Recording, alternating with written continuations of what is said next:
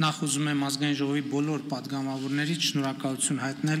հետաքրքիր քննարկումների համար, որոնց ամբողջ ընթացքում ըստ էության ներկա էի։ Ելույթների ընթացքում բազմաթիվ հարցեր բարձրացվեցին, քննադատություններ հնչեցին, որոնք արժանի են կոնկրետ արձագանքի։ Բայց իմ հատուկ ուշադրությունը գրավեցին եւ հիմնականում պիտի արձագանքեմ այս անգամ միայն այն ելույթներին, որոնցում կամ կամահարանքով, կամ քննադատորեն, կամ որպես համաձայնություն, կամ որպես աջակցություն ասվում էր, թե կառավարությունը կենտրոնացած է կամ իրականացվում է պետության կառուցման կամ կայացման կամ զարգացման քաղաքականություն ու ռազմավարություն։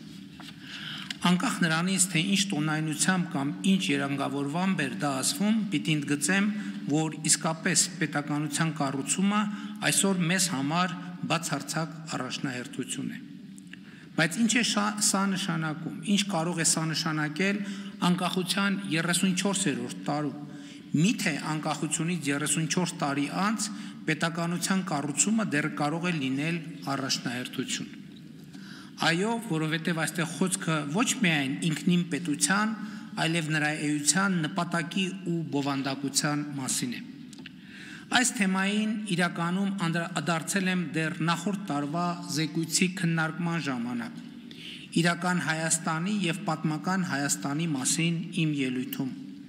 բայց ընթացիկ քննարկումն ինձ համար ակնհայտ դարձրեց, որ թեմայի ևս մեկ շերտի անդրադառնալու, ևս մեկ շերտ պարզաբանելու հույժ անհրաժեշտություն կա, և դա կապված է Երրորդ հանրապետության բովանդակային էության հետ։ Խնդիրն այն է, հարգելի ներկաներ, որ 1980-ականների վերջին Հայաստանի անկախության գաղափարը գեներացվել է ոչ թե հանուն անկախության ու պետականության, այլ հանուն Ղարաբաղի խնդրի լուծման։ Այսինքն, մենք անկախ պետություն ստեղծել ենք ոչ թե ավելի լավ կյանքի, այլ Ղարաբաղի հարցի համար։ Քաղաքական իրողություն է սա, ինչը հաստատվում է հետազոտություններով։ 1989 թվականին անկախության գաղափարը գերակշռել է այն բանի արդյունքում, որ Ղարաբաղ կոմիտեն կորցրել է ԽՍՀՄ իրավակարգի շրջանակում Ղարաբաղի հարցը լուծելու հույսը և ինչպես ասել է Ղարաբաղ կոմիտեի առաջնորդներից մեկը, անկախությունը հարկավոր է Ղարաբաղի հարցի լուծման համար։ Իհարկե անկախության հռչակումից ու ձեռքբերումից հետո պետականության կայացման օրակարգը գոյություն է ունեցել միշտ, բայց շուրջ 30 տարի մենք կառուցել ենք պետության մի մոդել, որը հիմնականում և առավելապես նվիրված է եղել Ղարաբաղի հարցի լուծմանը, Ղարաբաղյան շարժմանը և հանուն դրա ամեն ինչ զոհաբերելու տրամաբանությանը։ Սա չեմ ասում որպես քննադատություն, այլ ասում եմ որպես իրողություն, որովհետև մենք բոլորս կամ առնվազն մեծամասնությունը հաշտ ենք եղել այդ մոդելի և նպատակադրման հետ։ Ինքս էլ լիարժեք կերպով հաշտ եմ եղել այդ մոդելի հետ, մինչև այն պահը, երբ որպես Հայաստանի Հանրապետության վարչապետ, փաստերին ու տեղեկություններին հասանելիություն ստանալուն զուգընթաց, կամաց, քայլ-քայլ, սկզբից աղոտ, ապա և առարկայորեն հասկացել եմ, որ եթե մեզ համար անկախությունը, պետականությունը միջոց են Ղարաբաղի հարցի մեր պատկերացրած լուծման համար, մի շարք արտաքին դերակատարների համար Ղարաբաղի հարցը միջոց է մեր անկախությունը, պետականությունը, զարգացումը, բարեկեցությունը թույլ չտալու, ապա և մեր պետականությանը վերջ դնելու համար։ Այդ վերջնանպատակի իրագործումը մեկնարկած է եղել արդեն 2018 թվականին։ Այդ նպատակի իրագործումը եզրափակիչ փուլ մտավ 2020-ի սեպտեմբերին և գագաթնակետին հասավ 2021 թվականի մայիսին և այդ վերջնանպատակը գործակիցներ ունի նաև Հայաստանում և այդ գործակիցները կարծում են, որ Ղարաբաղի հարցն է կարևոր և ոչ թե անկախությունն ու պետականությունը։ Դաշնակցության այդքան քննարկված 004 շրջաբերականը, հոգևոր հայտնի անձանց այստեղ մեջբերված հարցազրույցները, Հայաստանի նախկին ղեկավարության հայտարարությունները այս ծիրի մեջ են, այս տրամաբանության մեջ։ Այսօր ահա գաղափարական այս դարակազմիկ բախման երկրորդ արարն է տեղի ունենում։ Կառավարող մեծամասնությունը, անձամբ ես, ասում ենք, որ Ղարաբաղյան շարժումը շարունակելու ցանկացած փորձ կործանարար է, որովհետև այն եղել եւ լինելու է գործիք Հայաստանի պետությունը, անկախությունը, ինքնիշխանությունը թույլ չտալու համար։ Մենք սա ցավոք շատ ուշ ենք հասկացել։ Իսկ ընդդիմությունն ըստ էության ասում է, որ Հայաստանի պետականությունը մի նպատակ եւ իմաստ է ունեցել եւ ունի։ Ղարաբաղյան շարժում, Ղարաբաղի հարց, ուրեմն Ղարաբաղյան շարժումը պետք է շարունակել, անկախ նրանից, թե դա ինչ հետևանքներ կունենա։ Բայց ես ոչ միայն համաձայն չեմ այս տեսակետի հետ, այլև մեր կառավարման 7 տարիներին ետ նայելով արձանագրել եմ մի բան, որ հիմա արդեն կարող եմ բարձրաձայնել։ 2018 թվականի ժողովրդական ոչ բռնի Թավշյա հեղափոխությամբ Հայաստանի կառավարման ղեկին հայտնված քաղաքական թիմը դաժան փորձությունների ու հարվածների տարափի ներքո ինտուիցիա եւ արիություն է ցուցաբերել, կարողանալով քայլ առ քայլ, կտոր առերեսվել այն փաստի հետ, որ Ղարաբաղյան շարժումը օբյեկտիվորեն վաղուց ավարտվել է եւ այն շարունակելու մեր հավաքական ջանքը ընդհանրապես օգտագործվում է Հայաստանի առանց այն էլ թուլացած անկախությունն ու պետականությանը վերջ դնելու համար։ Ու այս իրողությանն առերեսվելով կառավարող մեծամասնությունը որդեգրել է մի ռազմավարություն, համաձայն որի Հայաստանի Հանրապետությունը ոչ թե Ղարաբաղի կամ ինչպես ասում են մեկ այլ ազատագրական հարցի լուծման գործիք է, այլ Հայաստանի քաղաքացիների բարեկեցությունը, ազատությունը, երջանկությունը, անվտանգությունը ապահովելու գործիք։ Որ 29743 քառակուսի կիլոմետր տարածքով Հայաստանի Հանրապետությունը ոչ թե ավելի մեծ հայրենիք ունենալու միջոց է, այլ մեր երազանքների հայրենիք պետությունն է եւ մեր վերջնական հանգրվանը որպես ժողովուրդ։ Հարգելի նախագահող, ազգային ժողովի հարգելի պատգամավորներ, կառավարության հարգելի անդամներ, հարգելի ներկաներ, սիրելի ժողովուրդ։ Վերջին 7 տարիներին մենք առաջնորդել ենք Հայաստանի Հանրապետությունը։ Մենք տեսել ենք պարտություն եւ ձախողում, մենք տեսել ենք լաց եւ ատամների կրճտոց։ Մենք տեսել ենք ողբերգություն եւ ցասում։ Բայց մեր հաղթանակն ու ուժը նրանում է, որ մենք առաջնորդել ենք այնտեղ, որտեղ թվում էր անհնար է առաջնորդել, որտեղ սովորաբար առաջնորդություն չի լինում, այլ լինում է քաոս եւ խուճապ, փլուզում եւ կործանում։ Մենք առաջնորդել ենք եւ զուգահեռ իրական պետություն, իրական անկախություն եւ հետեւաբար ազատություն, բարեկեցություն, երջանկություն ունենալու հնարավորություն ենք փնտրել մեր հայրենիք պետության, Հայաստանի Հանրապետության ու նրա ժողովրդի համար եւ ստեղծել ենք այդ հնարավորությունը եւ ուզում եմ ասել ստեղծել ենք այդ հնարավորությունը արդեն այսօր սա կարող եմ ասել բարձր եւ վստահ մենք մեր պատմության գագաթնակետին կուլմինացիային ենք հասել եւ մեր հազարամյա պատմության մեջ մեր պետության հարատեվությունն ապահովելու այսպիսի շանս երբեք չենք ունեցել իսկ բոլոր ռիսկերը որ գոյություն ունեն այսօր գոյություն են ունեցել միշտ բայց ռիսկերը եղել են շարունակական որովհետև չենք տեսել եւ հետեւաբար չենք օգտագործել այդ ռիսկերը կառավարելու եւ չեզոքացնելու հնարավորությունը իսկ այսօր տեսնում ենք կառավարում ենք չեզոքացնում ենք եւ այս համատեքստում են տեղավորվում այն քայլերը որոնք ձեռնարկում ենք վերջին տարիներին հարևանների հետ հարաբերությունների կարգավորման օրակարգ, սահմանազատման գործընթաց, խաղաղության համաձայնագրի տեքստի վերջնականացում, խաղաղության խաչմերուկ նախագիծ, այս բոլորը քայլեր են, որոնք պետությունը եւ նրանում ազատ, անվտանգ եւ բարեկեցիկ ապրելու քաղաքացու հնարավորությունը դնում են ամենակենտրոնում, ամենից բարձր եւ առաջնահերթ, ու սա է մեր ռազմավարությունը, ու սա մեր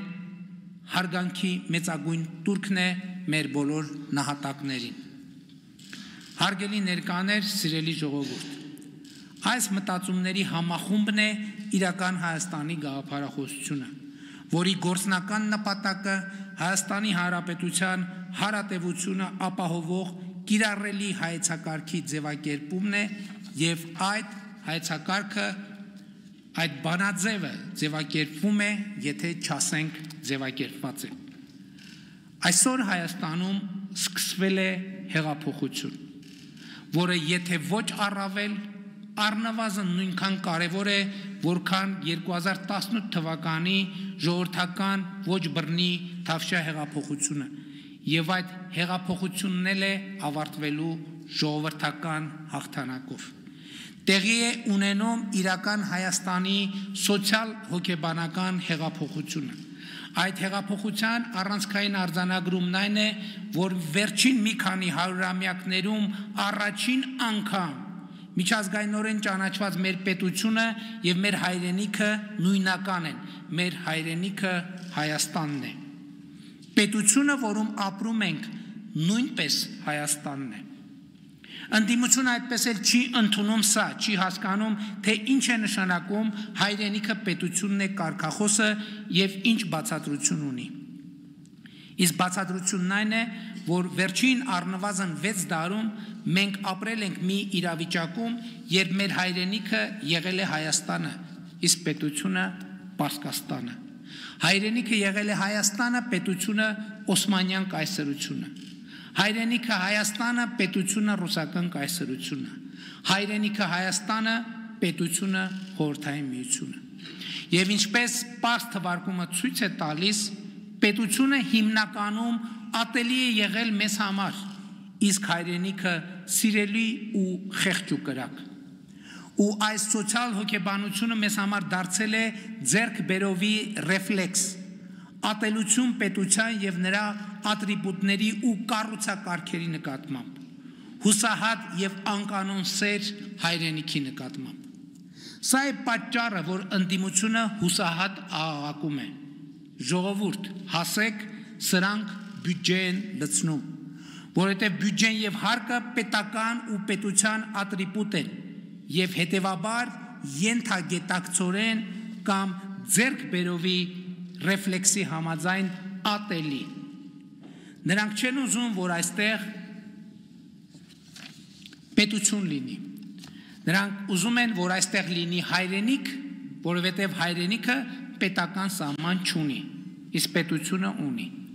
Հայրենիքը քրեական եւ քաղաքացիական օրենսգիրք չունի, իսկ պետությունը ունի։ Հայրենիքն ի վերջո հարկային օրենսգիրք չունի, իսկ պետությունը ունի։ Հայրենիքը քաղաքացիություն ու քաղաքացիական պատասխանատվություն չունի, իսկ պետությունը ունի։ Եվ այսօր ոչ թե մեր կառավարության, այլ պետության նկատմամբ ռելիկտային ատելությունն է դրսևորվում ընդդիմության խոսույթում, որովհետև իրական Հայաստանի հեղափոխությունն ասում է. հայրենիքը պետությունն է, սիրում ես հայրենիքդ, ուժեղացրու պետությունը։ Ոմանց համար սա ատելի կարգախոս է, որովհետև կենացային հայրենասիրությունը գործնական եւ ամենօրյա հայրենասիրության փոխարինելու հրամայականի առաջ է կանգնեցնում բոլորիս,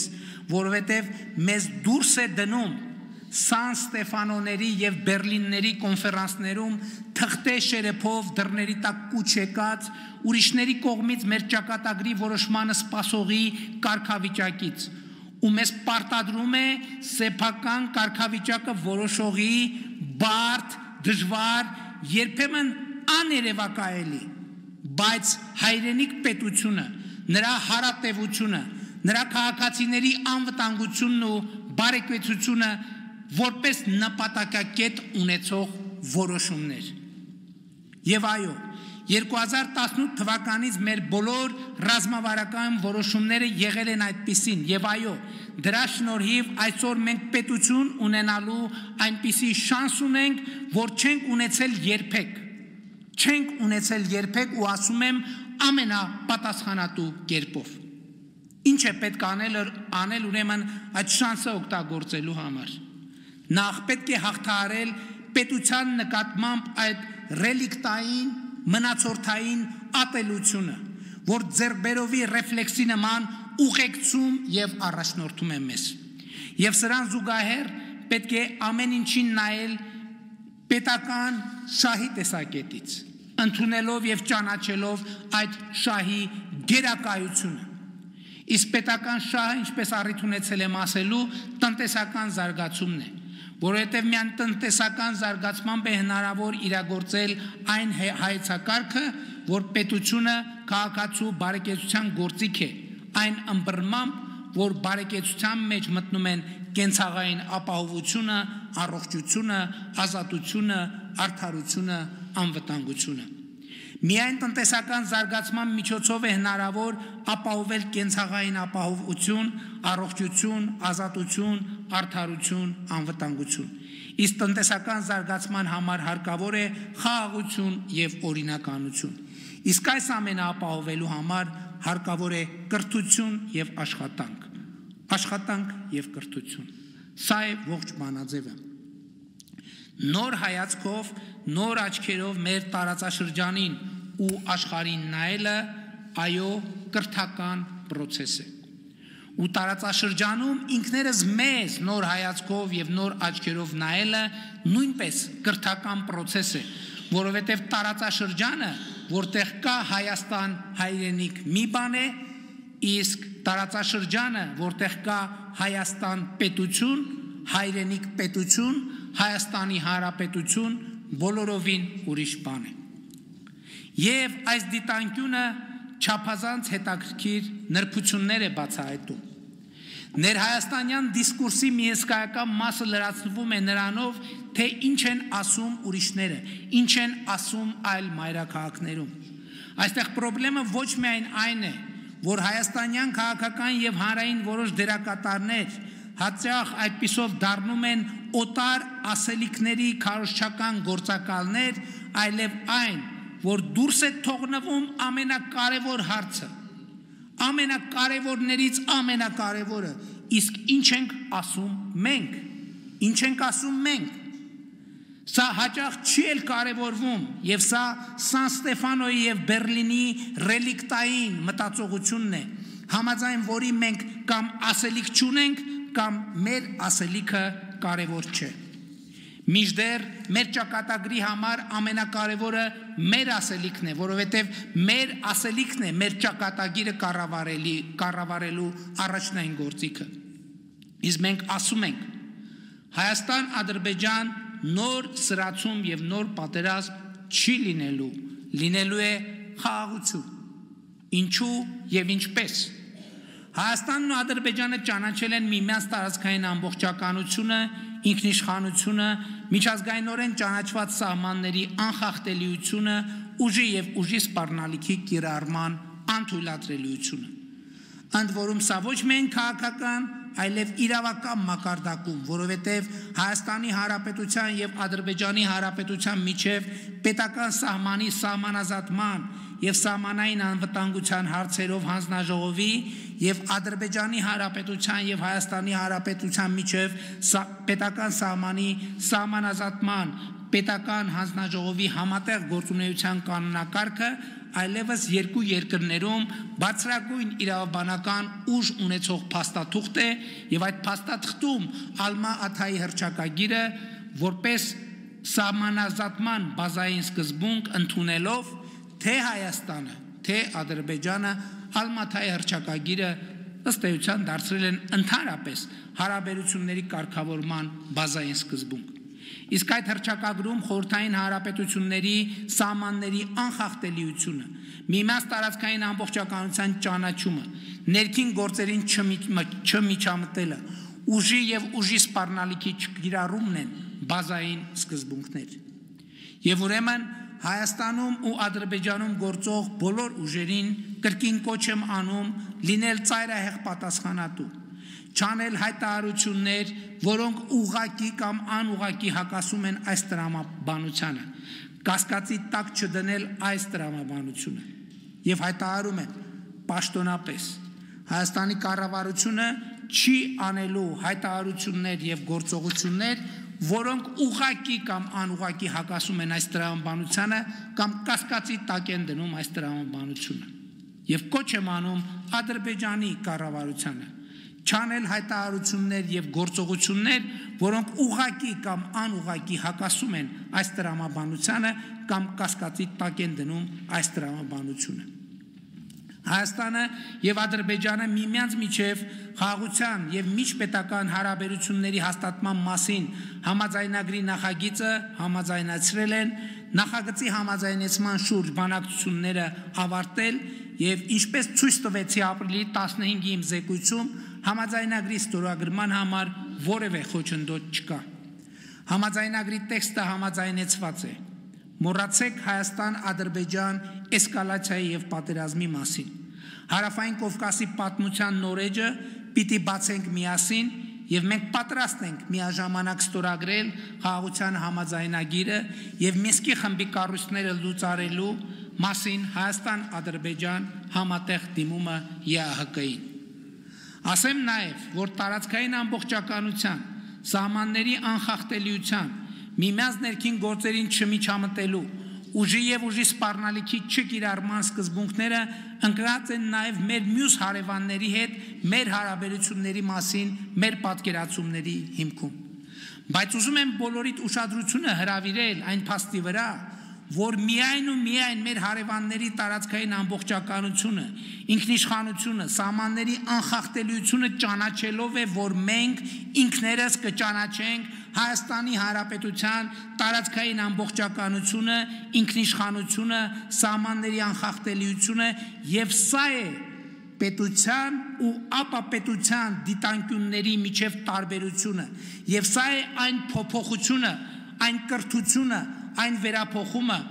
որ մենք բերել ենք ու բերում ենք Հայաստանին։ Սա է հայրենիքը պետությունն է, սիրում ես հայրենիքդ, ուժեղացրու պետությունդ սկզբունքի գործնական իրագործումը։ Սա է այն սկզբունքը, որ բարեկեցությունը հնարավոր է դարձնում Հայաստանի Հանրապետությունում։ Հարգելի նախագահող, ազգային ժողովի հարգելի պատգամավորներ, կառավարության հարգելի անդամներ, հարգելի ներկաներ, սիրելի ժողովուրդ։ Այստեղ հնչած եւ ոչ մի քննադատություն ես ականջի կողքով չեմ անցկացնում, անկախ նրանից որքանով է արդար եւ որքանով անարդար, որքանով է հիմնավոր եւ որքանով մտածածին, որքանով է ամբողջական եւ որքանով պռատ։ Բայց նաեւ չեմ կարող չկիսել իմ համոզմունքը, որ կառավարման ոլորտում, հանրային եւ տնտեսական կյանքում, դատաիրավական համակարգում մեր ունեցած բազմաթիվ խնդիրներ կապվում են նաեւ գաղափարական, կրթական, սոցիալ հոգեբանական այն համակարգերի հետ, որ գերիշխել եւ դեռ գերիշխում են մեզանում,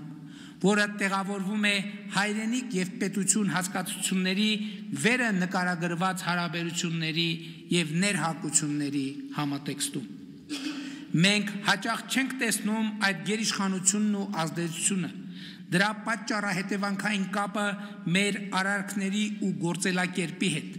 Մենք չենք տեսնում կապը մեր ամենօրյա խոսույթների եւ արտաքին միջավայրում մեր շուրջը խմորվող process-ների միջև։ Իսկ այդ կապը կա, ամեն օր է, ուղղակի է,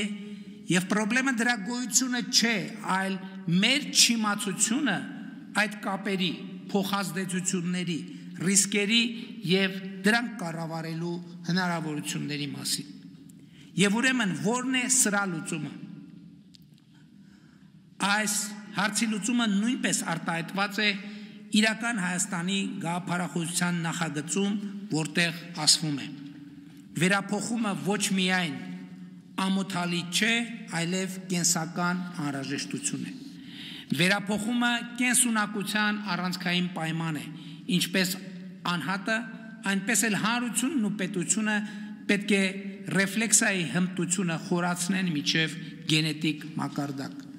Ճշմարտությունը, որը չի ենթարկվել ռեֆլեքսիայի, այլևս ճշմարտություն չէ։ Նպատակը, որը չի ենթարկվել ռեֆլեքսիայի, ինքնանպատակ է։ Համոզմունքը, որը չի ենթարկվել ռեֆլեքսիայի, նախկինից մնացած տպավորություն է։ իդեալը, որը չի ենթարկվել ռեֆլեքսիայի թերի է։ Հարափոփող կյանքում կենսունակ լինելու միակ բանաձևը ռեֆլեքսիան է, ինքնահայեցումը, փոխվելու եւ վերափոխվելու ընդունակությունը։ Սիրելի հայրենակիցներ, հարգելի գործընկերներ, աշխարհը ամենօրյա ռեժիմով փոխվում է եւ եթե չկարողանանք հարմարվել փոփոխվող աշխարհին, պարզապես դուրս կմնանք նրանից։ Կառավարության եւ կառավարող մեծամասնության առաքելությունը ահա սա է. առաջնորդել կենսական այն վերափոխումները,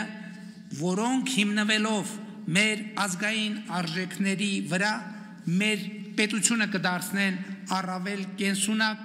ճանապարհ բացելով նրա երջանիկ ապագայի համար։ Ի հեճուկս այստեղ հնչած բոլոր քննադատությունների հենց սա է տեղի ունենում այսօր Հայաստանի Հանրապետությունում։ Ավելին ասեմ, Հայաստանում այսօր տեղի ունեցող բոլոր իրադարձություններից սա կարևորագույնն է եւ այստեղ բացրացված հարցերի մի զգալի մասի խորքային լուծումը կապում եմ հենց այս գործընթացի հետ։ Իսկ քննարկումների ընթացքում ընդդիմության մեր գործընկերները ամեն ինչ արեցին պետականակենտրոն բարեփոխումների նկատմամբ նյարդ եւ վախ ներշնչելու համար Հայաստանի Հանրապետության քաղաքացիներին։ Նյարդ ներշնչեցին անշարժ գույքի հարկի նկատմամբ, չնայած ինչպես ցույց տվեցի, առանց այդ հարկերի որևէ քաղաքացու բարեկեցություն հնարավոր չէ։ Նյարդ ու զզվանք ներշնչեցին թափանցիկ ու հաշվետվական գործելակերպի նկատմամբ, չնայած առանց դրա հանրային միասնություն ու սոցիալական արդարություն հնարավոր չէ, պարզապես անհնար է։ Վախ ներշնչեցին համընդհանուր հայտարարագրման նկատմամբ, չնայած այդ համակարգը կարիքավոր մարդուց ոչինչ չի վերցնում, այլ միայն տալիս է տասնյակ միլիարդ դրամներ իր առողջապահության եւ կրթության գործում ներդնելու համար։ Վախ ներշնչեցին պետության նկատմամբ, բայց մեր ժողովուրդը չի կարող վախենալ սեփական պետությունից։ Մեր ժողովուրդը չի կարող վախենալ իրական Հայաստանի գաղափարախոսությունից, որովհետև իրական Հայաստանի գաղափարախոսությունը ասում է Հայաստանի Հանրապետության քաղաքացի, պետությունը դու ես Հայաստանի Հանրապետությունը, փառք նահատակներին եւ կեցցե Հայաստանի Հանրապետությունը։ Շնորհակալ եմ։